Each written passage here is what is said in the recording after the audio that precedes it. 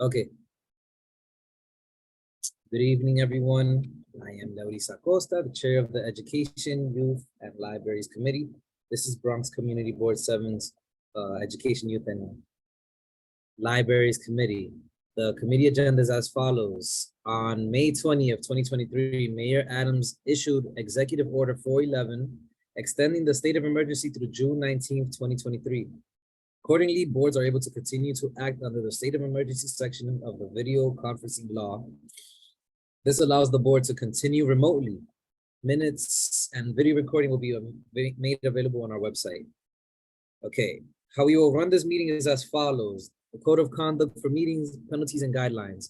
Bronx Community Board 7 has the right to remove and or ask a member of the public to leave a meeting or block participation of anyone who engages in inappropriate conduct, including but not limited to obscene or offensive images, languages, personal attacks, threats, or any other behavior that reasonably impedes the orderly administration of the meeting. Repeated offenses will be reviewed by the board's executive committee or any other assigned committee. For a ban of the participant, the amount of time objectively determined by the above mentioned committee, in the event of repeated disruptive behavior.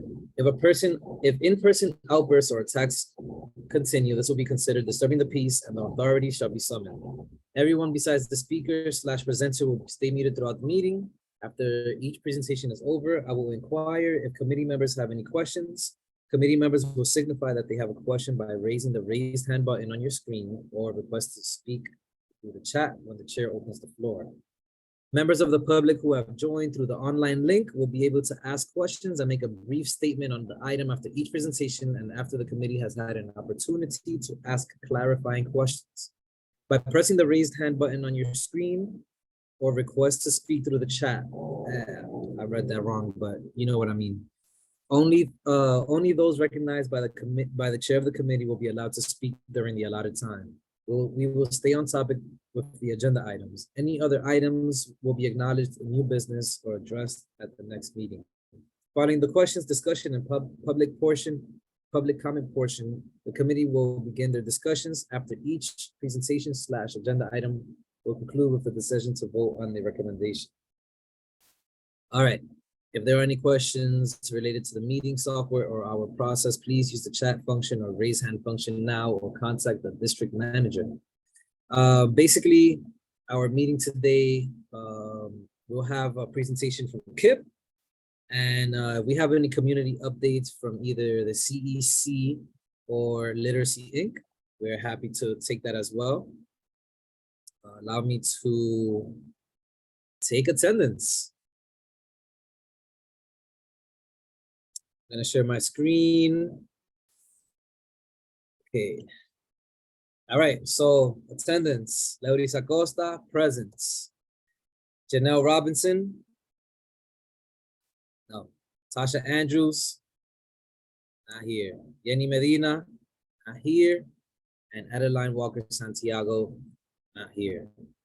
So it's actually a kind of like a coincidence, you know, as June gets here, it's everyone's schedule gets a little harder to match, and there were a lot of conflicting schedules throughout the committee. So we got some, I guess, a lot of people let me know in advance that they wouldn't be able to attend today.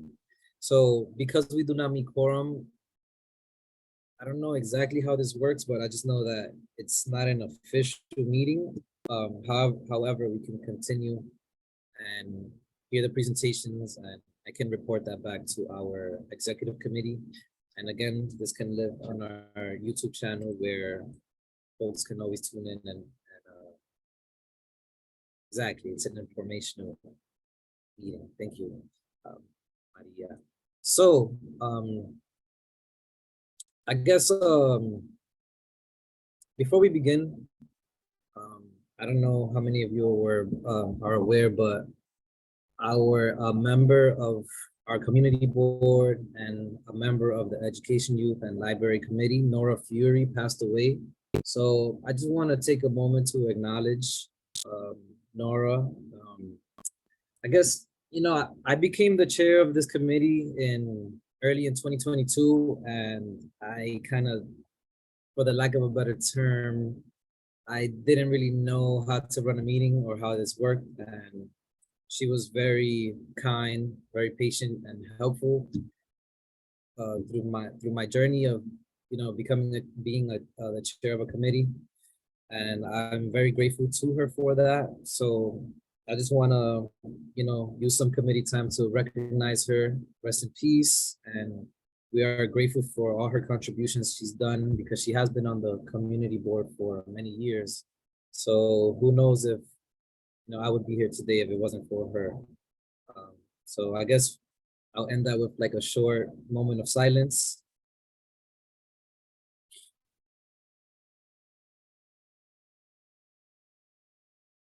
And with that being said, we have a presentation from Kip. Um, Mariela, are you able to share your screen, or would you Hi, like good me to? afternoon. Hello, hello. Yeah, it would actually be really helpful if you could share your screen. I was emailing with Carla a little earlier today, and she mentioned that she was able to send a PDF version of the presentation to everyone of the committee. Correct. Okay, so just give me 1 second. I do have the PDF version. Just in case Okay, you had it, I wanted to try that. Yep. thank you. And in the meantime, I can just introduce myself and start talking through the beginning slides just to provide people with some context. So good evening, everyone. My name is Mariela Mesa. I'm the Director of Advocacy for KIPP NYC Public Charter Schools.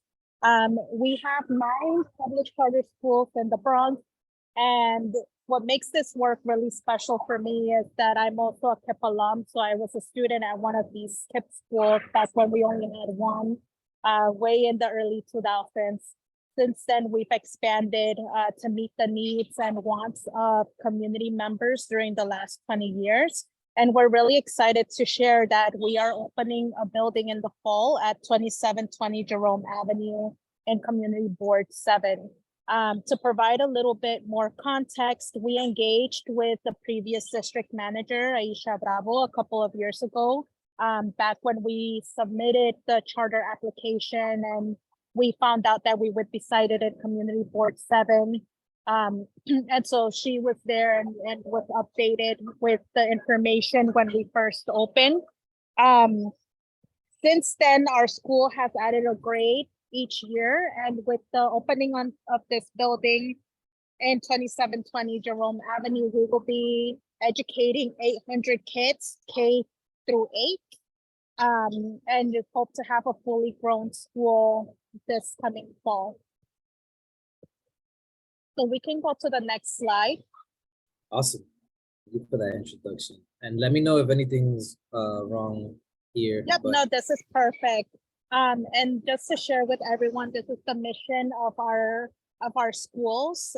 It says, together with families and communities, we create joyful, academically excellent schools that prepare students with the skills and confidence to pursue the path they choose, college, career, and beyond, so they can lead fulfilling lives and create a more just world. And so, like I mentioned before, we have several schools in the Bronx. We have schools in Washington Heights and Brooklyn, and in total, we educate over 7,400 students and have an alumni base of 2,300 young professionals who are either finishing their college career, landing their first job, and KIPP is the organization that engages those students, not only K to 12, but through college and beyond. And so the next slide just outlines some of our outcomes. We have 4 times as many KIPP alumni graduate from college as students from similar backgrounds. We have 1 high school currently cited in the Bronx, and 99% of our high school students do graduate from the high school. We also offer AP classes, extracurriculars, and our sports teams are very competitive, oftentimes going through national championships. Next slide. In recent years, we've worked with our communities. I apologize for the background noise. In recent years, we've worked with community stakeholders, families, alumni, and students to conduct interviews and start codifying what makes a successful KIPP student. And so we've landed on 6 graduate aims, which you see outlined here. We really focus on having students academically prepared, and during the last 20 years, going on 30 years, we have found that we do this really well. But we also know that we want critically conscious students who can stand up for injustices that they see in society. We want to make sure that our students are not only memorizing problems, but start to practice inquiry skills and become creative problem solvers. We also want students to learn about mental health and what it takes to take care of yourself as you navigate challenging situations. And so being a holistic person is also one of our newly named and codified graduate aims. And then we also have community contributor, looking at ways in which we have community leaders beyond our school walls who advocate for our community and how we can have students involved in that work. And then an agent of learning at once, right? Fostering that curiosity of learning beyond just textbooks and what happens in the classroom.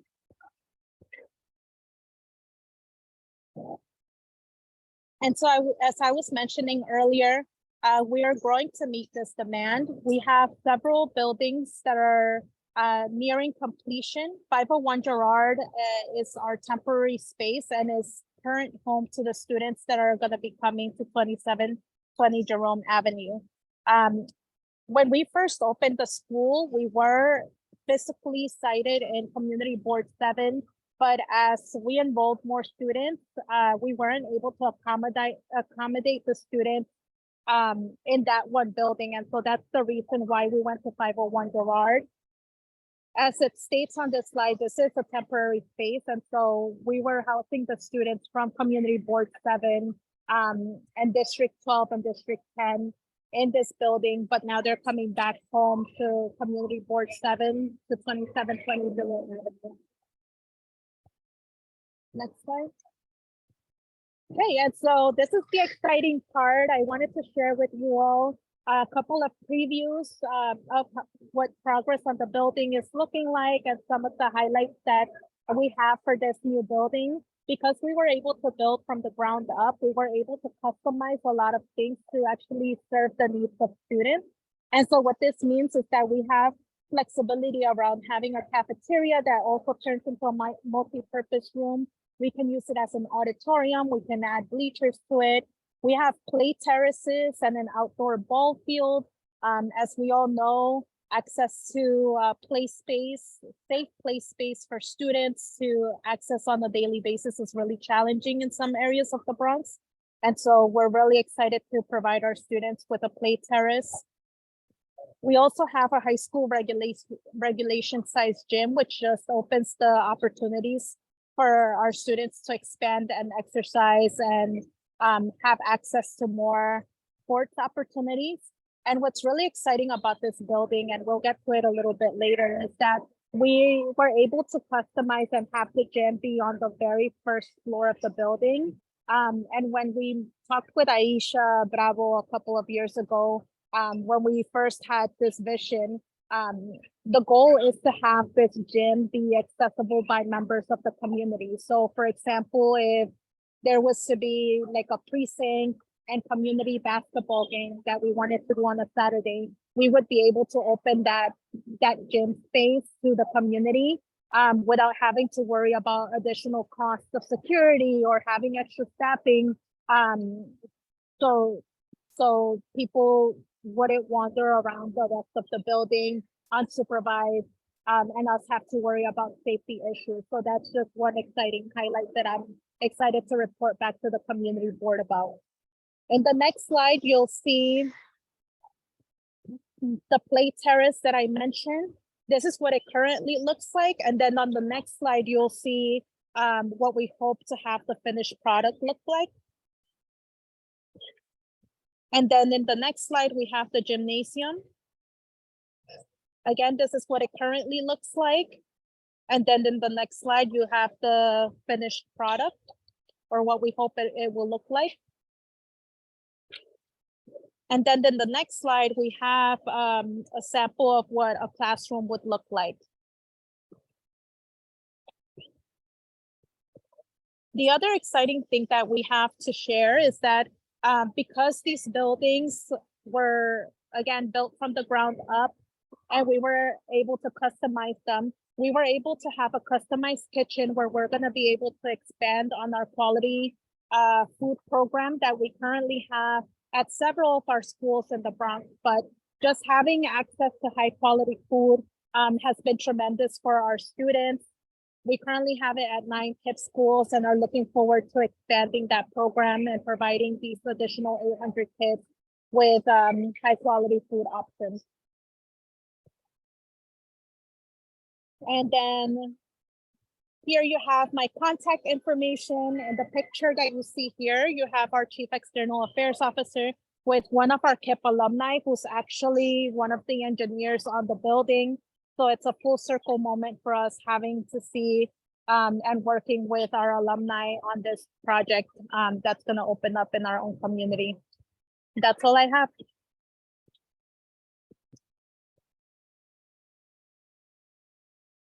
Okay, Mariela, thank you so much for the presentation. That was kind of cool to see the mock-ups always. I had no idea there were terraces there.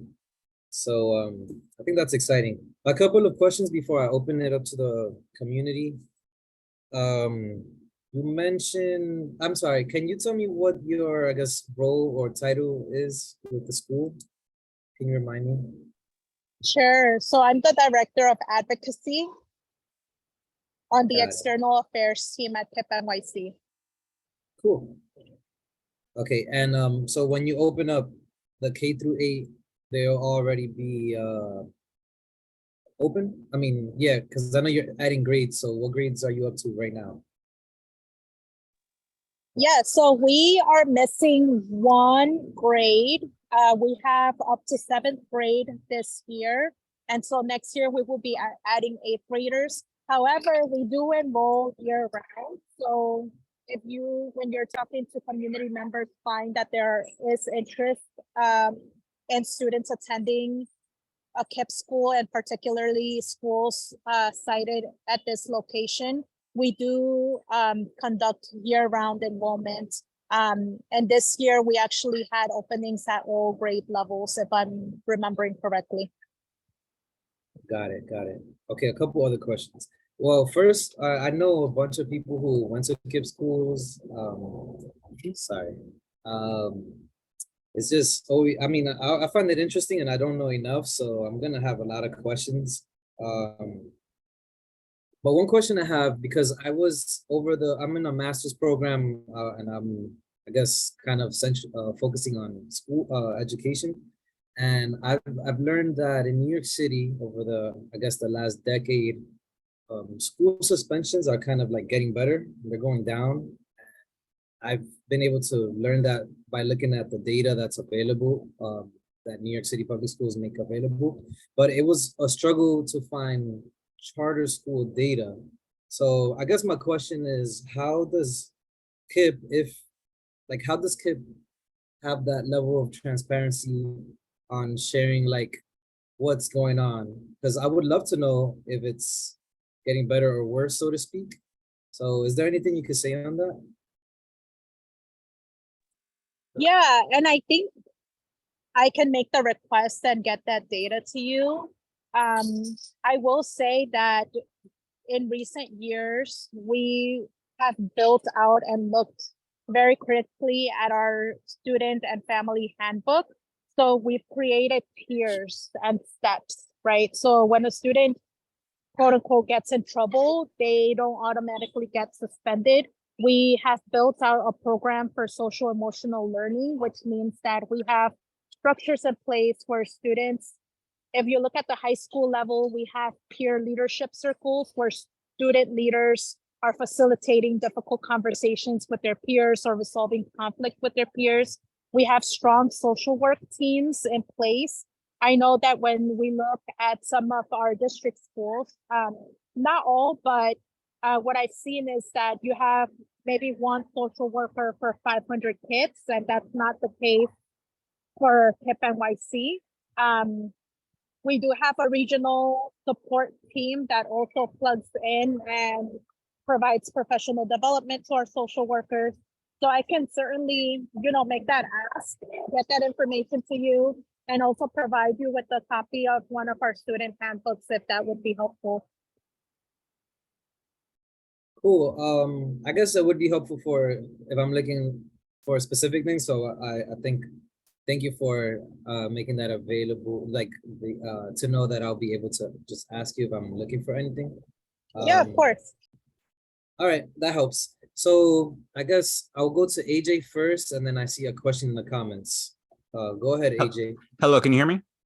Yes. Yes, I had a two-parter. Are the teachers or staff unionized? That's a great question. So at the two schools that are going to be at 2720 Jerome Avenue, those two schools are not unionized. However, since KIP has been around for a really long time, we do have two schools, one charter that is a conversion charter, and those teachers are unionized. Okay, and the second part. And although the presentation looked lovely, as a student of the local New York City public school system, specifically here in the district at PS 56 and MS 80, I just wanted to wish and go on the record that the city needs to invest more into our kids in the schools, not these for-profit charters. Thank you so much. Okay, I don't know if you can see the chat. Maria asked, could you share, sorry. Okay, can you share how many students are living within District 10 and 2? Well, I guess that's the first question. We can pull the information. I don't have the exact number with me, but would it be okay for me to pull it? And we actually have District Manager Carla coming to 2720 Jerome for a walkthrough tomorrow morning. So I can circle back with her and share that information with her. Is that okay?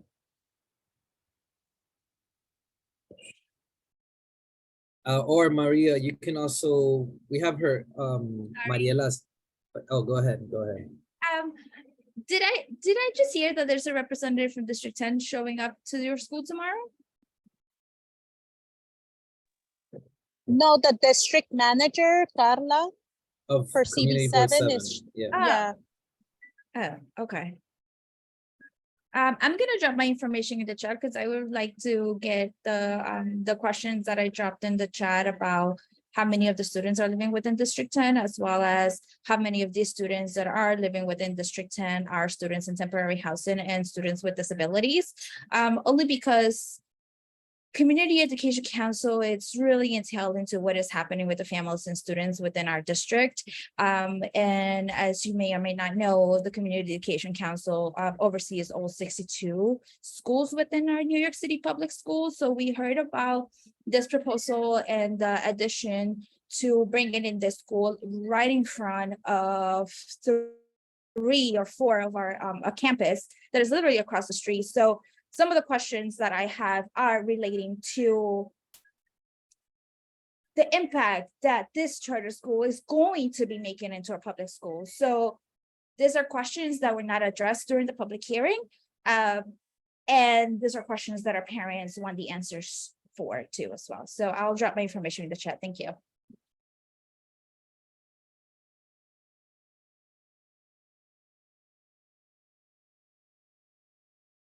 Okay, does anyone else from the public have any questions for Mariela and KIP Academy? Or KIP NYC, I'm sorry. Okay, I guess one last thing I'll say is welcome to the community. I think that, this is a community that does need more educational buildings with all these buildings coming up. So I will say I'm grateful for that. So welcome.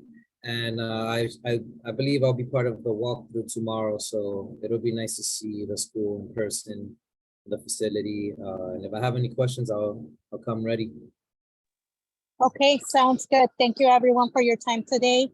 And again, I'll drop my contact email and cell phone number in the chat. And look forward to staying in touch with all of you. Thank you.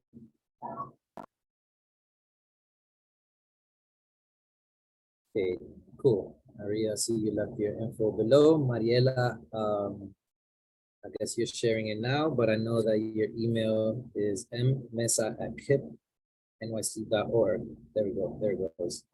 Cool. So moving on, next is Maria Villalobos. You have the floor.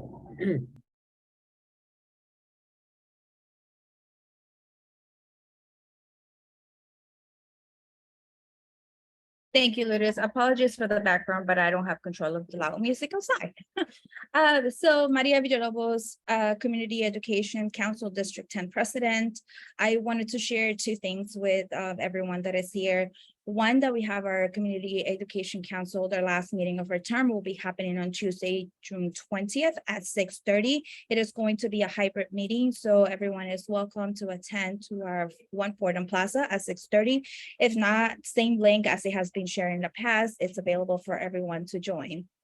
And my second announcement is that we have, and we have shared this information in the past, but because of the air quality and making sure that everyone was staying safe, the Chancellor's Town Hall was scheduled for last week, unfortunately had to get canceled. So the new date for the Chancellor's Town Hall that will be taking place at PS 306 and 40 West Tremont Avenue will be taking place on June 26th from 6 to 7:30. If you're unable to be in person, you could watch the live stream. There will be a link. So if it's okay, I'm going to share the flyers on the chat. And if everyone could just distribute those as well to get more folks to come in, we'll really appreciate it. And I'm open for questions if anyone has any. Awesome. Thank you, Maria. Does anyone have any questions for Maria and CEC 10? Okay, I actually do not have any questions, which is rare. So I guess you did a great job explaining. I don't know. But thank you so much. Is there anything you want to share before? No, not this is really all we have for this month. I know it's been a busy month, so we're really doing the most that we can as a community education council on our last term, ending on June 30th. So just also be on the lookout. I know the last time that I was here, if it didn't mess up with the dates and have the conflict, I did mention that we were having elections, so elections have been concluded and we'll be getting the results in the next couple of weeks, hopefully by the end of the school year, which is June 27th. So be on the lookout for who the next folks who are going to be representing District 10 will be.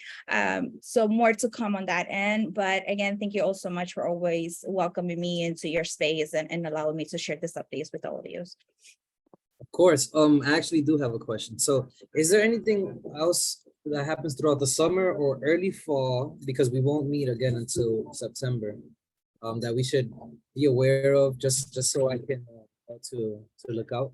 Sure, no problem. So there are going to be a few pairing workshops that are going to be happening throughout the district, and we're trying to bring it as much as of to extend it through throughout the summer. So it's going to be like a summer internship program, so to speak. There's no dates or flyers yet, so I will share that information once I have it. But there is a lot of events happening within the schools. Majority of them have become community events where it just open doors to whomever lives around the area, more than welcome to come. So I will highly suggest to check out their websites for the schools. You could find them on the nycschools.gov. So you'll be able to pull up all the information, as well as you will have access to look at their open houses.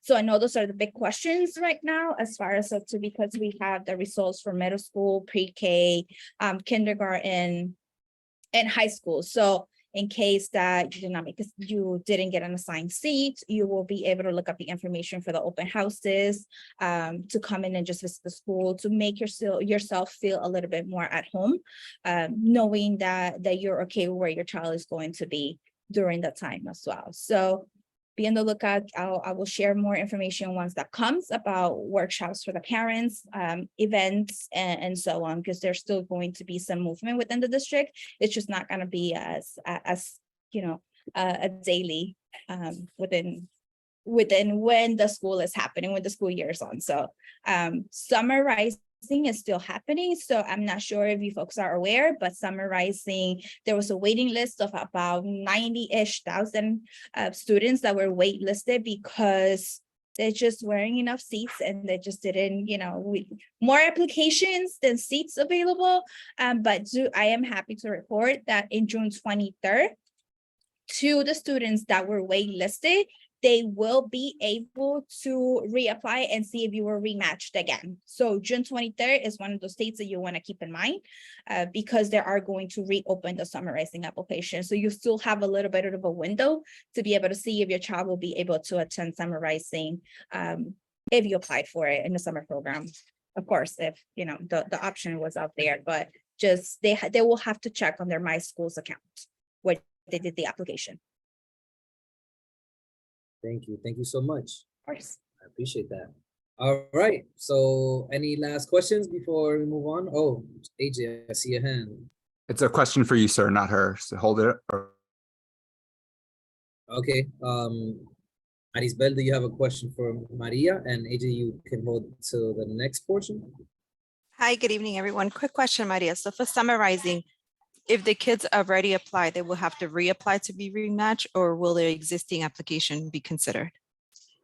The existing application may be considered to take a look because they did open up more seats. So they have to look into the website first, into their application, because it will have been listed as waitlisted. So if they didn't get waitlisted, then they'll have to, and their application did not to go through at all, they'll have to redo the application. However, if they were waitlisted, they do not have to apply it again. They will just be matched.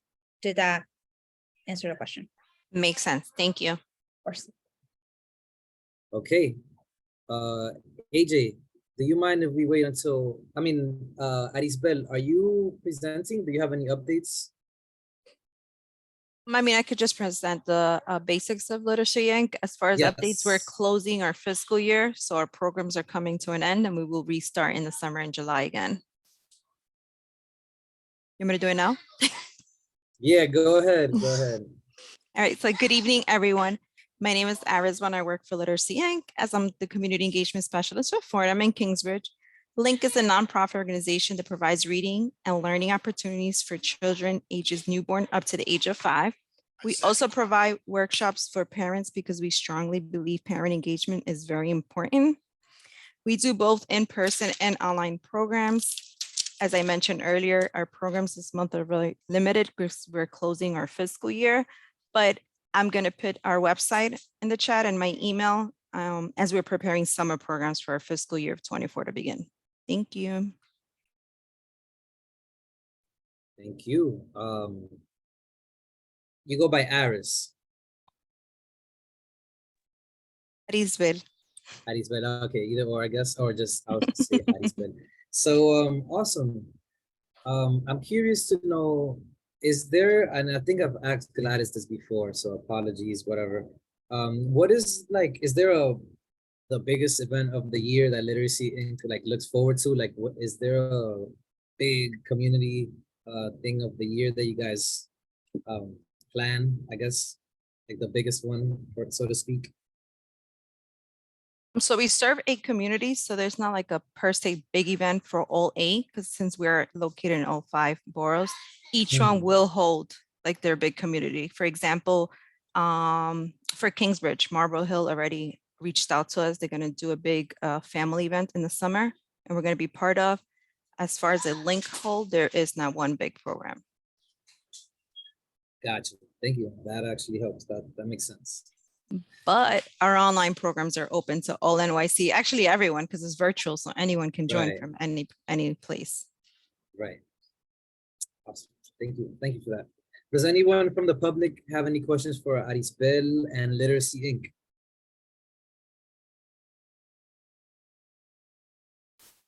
Okay, well, Arisbel, thank you. We over here at CB7, we're big fans of Literacy Inc. I'm very grateful to have you serving our community. So thank you, and keep up all the good work. And we'll be talking shortly, actually. So thank you. Thank you.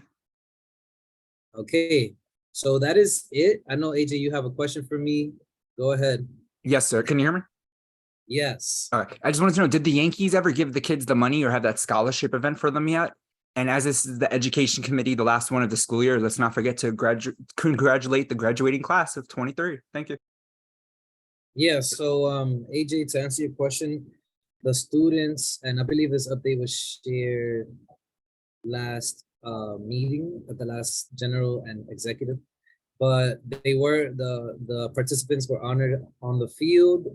I'm not sure about the logistics on whether they received like a check and stuff yet, but they definitely were honored. And I guess, yeah, congratulations to all my young scholars out there. I hope you have a productive summer and complete that summer reading list. Thank you for that. Chad, I see you have your hand up. Yeah, hi, good evening.